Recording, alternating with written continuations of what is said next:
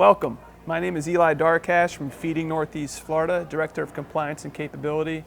Today I'm going to present to you about disaster relief being prepared for our agencies.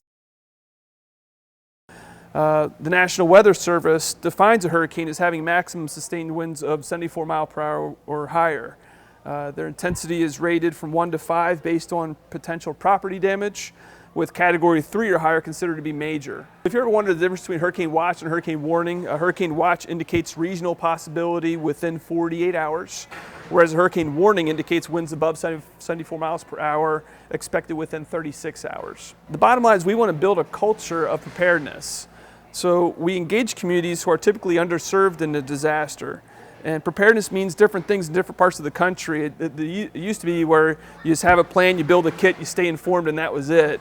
Nowadays, the food bank network is more involved to help shape how local emergency management rolls out in the future.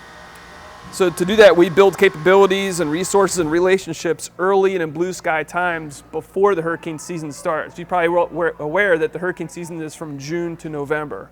But we want to be prepared well before June, so you're not scrambling if a hurricane were to come our way. All right, so now we're going into June, the hurricane season begins. And so now you want to think about your pre-storm preparation when a storm is heading your way 3 days out. You've already heard, you've seen the news reports, you've seen it coming into the ocean, you've seen it's 3 days away. This is when you really want to start thinking about your different functions of your facility. So for example, your inventory and your food safety, you want to assign your checklists, verify your resources, test your generators, acquire additional gas tanks for fuel storage if necessary, and prepare your forms in a paper environment if the power were to come out, which can very easily happen. Let's fast forward now to 12 hours to 24 hours in advance of the storm. Again, from each of those facility functions, the inventory and food safety, you want to pre-stage your priority items and cover and secure all of your important files and paperwork, and secure your petty cash. From a facility standpoint, you want to secure your doors and windows, fully charge all of your power equipment and cell phones and laptops, remove and secure all your valuables, disconnect and wrap all your electronics on desks, and move to an internal part of the facility, secure your doors, and lock up. As far as your disaster supplies and your post-storm procedures, you want to keep those disaster supplies labeled and separate from your regular inventory so they don't get mixed up by mistake. Plastic tubs are best to keep the water out.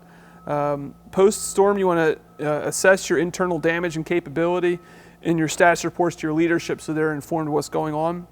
So obviously we hope that disasters not come through this area, but it is inevitable. We live in Florida, hurricanes are going to come, so it's best to be prepared. So hopefully as a team we can work together to make sure that your community's needs are best met.